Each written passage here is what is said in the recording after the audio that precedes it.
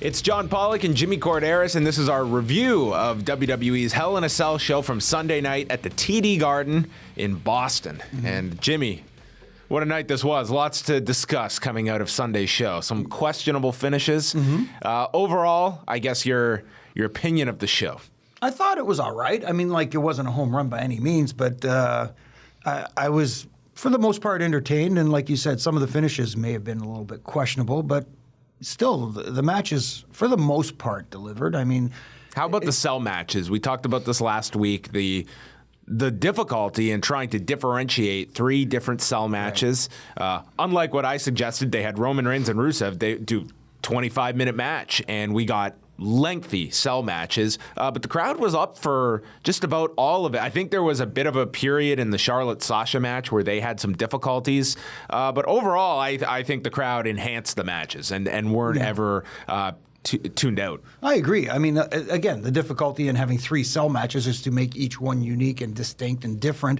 I thought they accomplished that with the Roman Reigns match. It was a different style. It was slower paced, less craziness, so to speak, other than a few kendo shots and the utilization of the stairs, which will probably get. Don't forget. I love the tweet last night from the Law Twitter account that the stairs will get their own pay-per-view. WWE presents stairs. Yeah, just stairs. Not tables, ladders, chairs, and stairs. Just stairs. Just stairs. But I thought they had a good match. It was a good opener. I thought it was a good choice for the opener, considering where they were going with the historic moment. I thought the Universal title match in the cell delivered as well. I thought that was. I thought they had a very good match. Of the three, I thought that was the best. Yeah. Of the three, and that's no disrespect to the ladies who found themselves in a difficult spot trying to follow two good cell matches.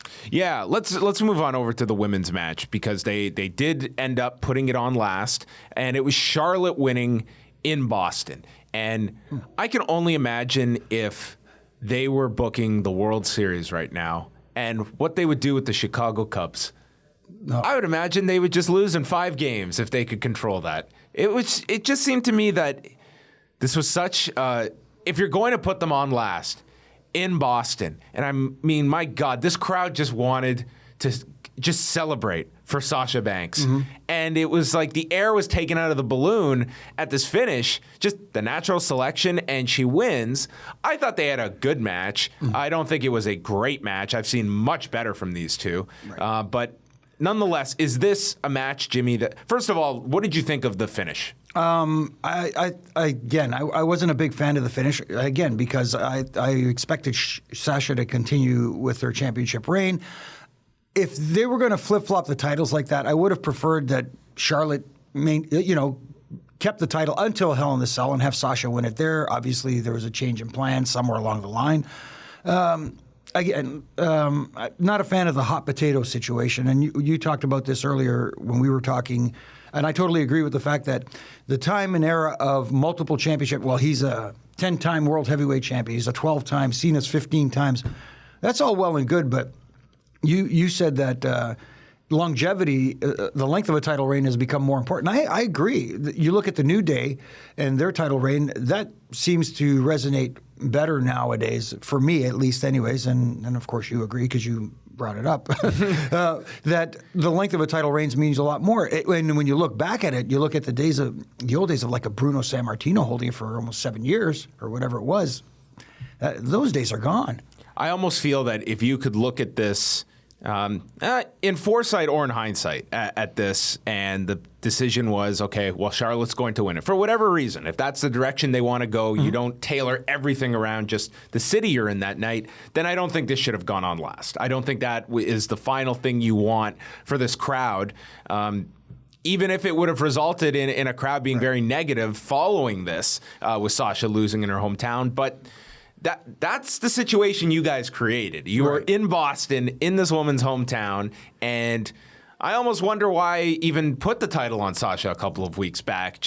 I mean, I don't know. I was just really scratching my head at the end of this one, because I feel that there are many ways around this where you didn't have to have that. I think that to have an entire arena just behind somebody, like the magic you've had with people in the past, like the CM Punk in Chicago, and just endless ones. I mean, to beat them like that, to me, you just squander such a great opportunity where it's just every time you go to Boston, Sasha's a big deal there. Right. Why would you not give her that great moment that everyone can remember for future events in Boston? Especially when you're trying to create this historic moment for the women, the first ever women's Hell in a Cell match, and you end it this way. And that crowd's going nuts for her as she holds the title up, and you can replay that over and over again, and it's this magic moment that you could have created out of it.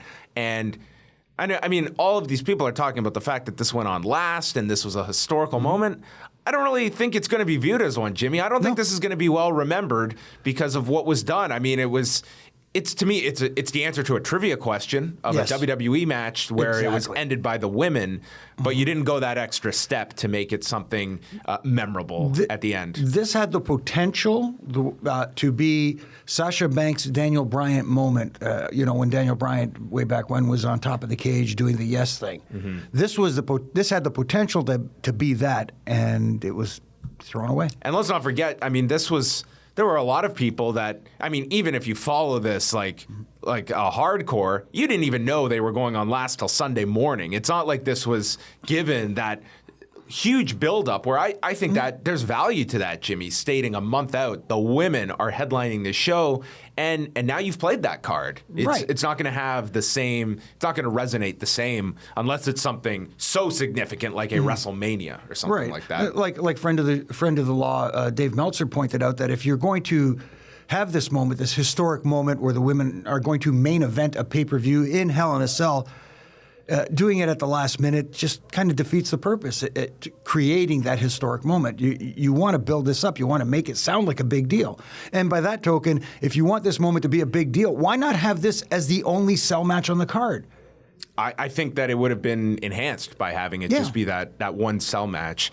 And all I can say from what I gathered was, at least in the production meeting on Sunday, they had Sasha winning that match. So whether it was Vince making that decision late, it was also suggested to me Vince may have made the change a few days prior, but just kept it very, very much in the inner circle of who was winning. But at least in the production meeting, they were of the impression Sasha was winning that match. So that's a debate that will be finished. You know what they say? Continue. They always say that card is subject to change, but apparently finish subject to change too. Yes, it is. Yeah. Let us move on over to the Kevin Owens, Seth Rollins cell match. I'm with you. I thought this was the match of the night. I thought and this was one really that I think all things considered did not need the cell. It was just kind of, well, we're doing two. We need to have the Universal title as well be part of the cell match, which a year ago they didn't do it was like Seth Rollins and Kane, which was just the random title match in the middle of the Hell in a Cell pay-per-view. But for this one,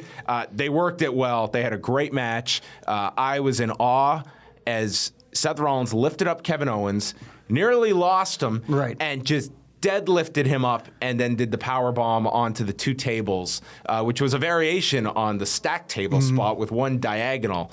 I was just so impressed with that feat of strength. Yeah, that actually quite surprised me. And yes, to a certain degree, it takes two to pull that off because Kevin Owens obviously had to help a little bit, but. And no, not a shot at Kevin Owens, but Kevin Owens isn't exactly the lightest guy to do that too. So big props to Seth Rollins. I like this match. My question was, I had a inkling that Jericho would get involved somehow. My question was, how are they going to creatively how is he going to be able to get in the cell, or how are they going to,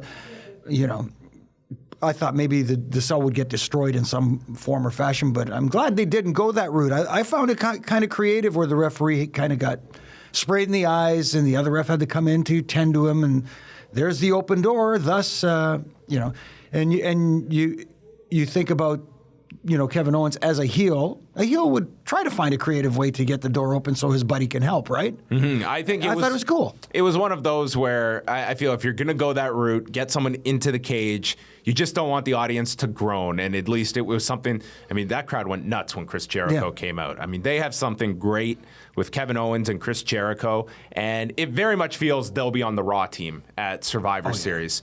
It's way too early for that match. I think we were I was throwing that idea out over a month ago, and now that we're here, way too early, and you should be holding on to that. That could seriously be your title match at the Rumble. It could be something that has lots of legs to it. Absolutely. I love the dynamic with these two. And them, getting a little bit off the pay-per-view, but them afterwards on Raw Talk were freaking hilarious. I mean, those guys were tremendous. Everybody was getting on the list. I almost felt bad for Renee, but then I said, yeah, well, with that pumpkin shirt she was Cameraman, wearing. a David Pumpkins reference too from Chris Jericho. Yeah. So lots of fun on Raw Talk, which if you took in the kickoff show and Raw Talk, a 5-hour evening for you on Sunday night from the Hell in a Cell festivities. Good thing I could multitask, you got the tablet and other stuff. Yeah. We had Roman Reigns, Rusev opening up the show. I'm with you. I thought this was a pretty good match. They didn't do too much in this.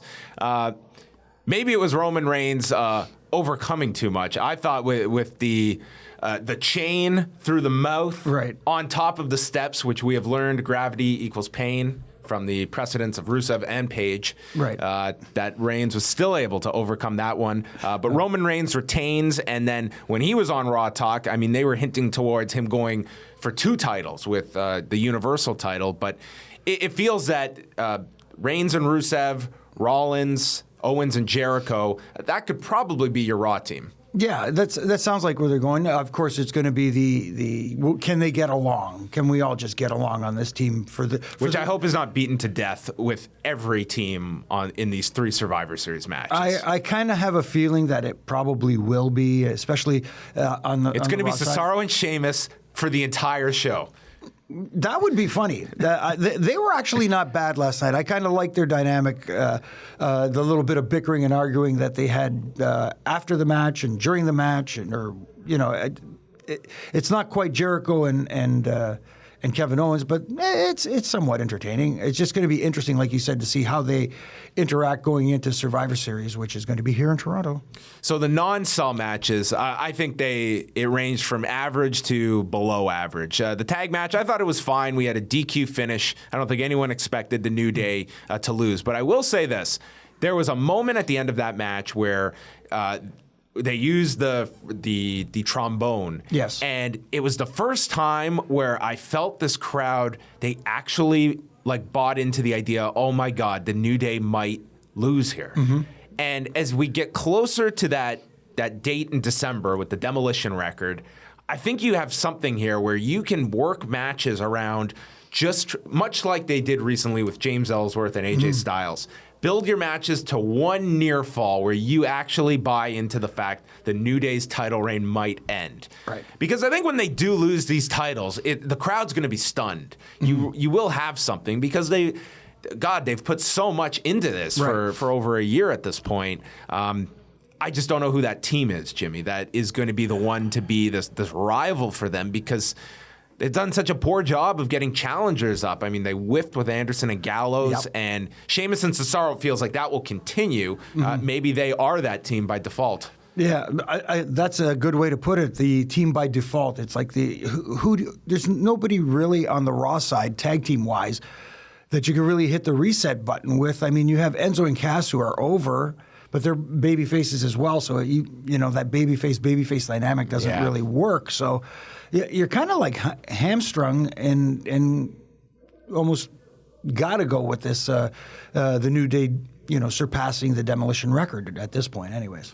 TJ Perkins lost the Cruiserweight title to Brian Kendrick. This was after Kendrick feigned a knee injury, and then TJ Perkins took sympathy on his former mentor and then got headbutted and into the captain's hook and tapped out. And Brian Kendrick is the new Cruiserweight champion, the man who had, for all that was put into that, can you please just lose for me? I mean, that really didn't play into the match, really. It was just Kendrick was this veteran that outsmarted the babyface, and he won the title. See, the XM70s on 7 Me enjoyed that finish, but I could see that in 2016, the fans don't buy into it for the obvious reason that nobody saw the injury as legit. So why would the babyface see it that way?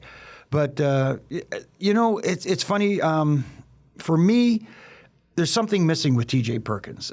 I don't know if it's just a charisma thing, a personality thing. There's something missing there. at least with Brian Kendrick, you're getting some kind of personality as your cruiserweight champion. But the entire cruiserweight division seems like it's in trouble. Here's everybody. Here you go. Yes. We have cruiserweights. Here you go. There's nobody that really stands out. I mean, like they were trying to push Tony Nese at one point. This may be the standout of the cruiserweight division. Why? Explain it to us. I think at the core of every babyface is you want to present someone to the audience that they can believe in, that they can live vicariously through, or that they just genuinely like and want to see succeed. And in the case of TJ Perkins, when you do a spot like that, I just feel it's the audience knows what's up, and here this guy, who's the person that you had this faith in, he doesn't see what you see. And I just thought it was this cruiserweight division to me, it's just they have taken something, and this was evident to me too in the Bayley match. I mean, those are the two matches this crowd was not into, and this was not a bad crowd. This crowd was into just about everything, but they weren't into the Bayley match, and they weren't into the cruiserweights, which if you were to say that 6 months ago, that's crazy. Like these things that were just these great products that came out of NXT, and in no time, I mean, these cruiserweights, it's almost as if, well, here are these toys that we just throw out, and we've got TJ Perkins with his video game promos and doing the, hey, can you lay down for me? I mean, I don't see how any fan could get into that. And I just don't feel they realize what connected on a smaller level with the Cruiserweight Classic and being able to utilize that on the main roster. And they've got to weave them into different storylines. And I mean, this crowd, this was not, if you just watched this on mute, it wasn't a bad match to me up until the finish, but it was just this crowd was totally checked out of this, and that's kind of the plight they're in. Yeah, that's kind of been the situation with the Cruiserweight division since they've debuted on Raw. And for some reason, taking them out of that atmosphere at Full Chant University just doesn't, for some reason, doesn't resonate on the main roster. I'm trying to figure it out. Maybe it is because the atmosphere is so different and everybody's so bought into NXT and so bought into the Cruiserweight Classic down there, where everybody's like, everything is great and nothing sucks. Maybe that's why. And finally, let us discuss. I mean, Bayley defeated Dana Brooke. I mean, it was just kind of there, really. And it looks like Bayley is now slotted for the next. It looks like her and Charlotte might be the next program for the title. And then Enzo and Cass, they lost a rare win by Carl Anderson and Luke Gallows, Andy and the Big Gal. Yeah, maybe this way winning and when they first came in constantly would have helped them. Instead of, neutering these guys right out of the gate. Literally, like they were doing the neutering with the balls of Big E. Yeah. So see how we segue there? See how we do that, Chase? Yeah, I think Anderson and Gallows, I really hope they can get them back on track. I think they can be a very effective team. And I think if any of you guys listen to these guys, just whether it's on Jericho's podcast, their own, these are very entertaining individuals, but doing WWE comedy, I mean, that's death for some people, and it was for them this past summer. And I thought the promo, by the way, by Enzo was excellent with the Toy Story reference, the Larry Bird reference. They got in the Big Papi reference. They're in Boston. You got to do it. Which Cass, I mean, to his credit, I mean, he plays off Enzo very well. I mean, you have someone like Enzo that sometimes it can be a stark contrast. And, I thought Cass was very good, too, with the opening promo. Yeah, these guys have a bright future ahead of them. Somewhere down the line, obviously, they're going to split these two up. But hopefully not for a while, because this is a tag team that's working right now. No need to rush it with those two. Exactly. I had this thumbs in the middle, I would say. I thought it was... I enjoyed the 3 cell matches. I thought they were... I thought Owens and Rollins was match of the night. Charlotte and Sasha, I would say, I thought Sasha's selling was very good throughout this. But to me, it was like the expectations were high, and they've had better. They've done better matches on TV at this point. But I thought all 3 cell matches, I mean, if that's largely what you were tuning in for. Exactly. I was happy with the 3 cell matches. I was too, and I agree. I would put thumbs in the middle, and the expectations were high for the women's cell match.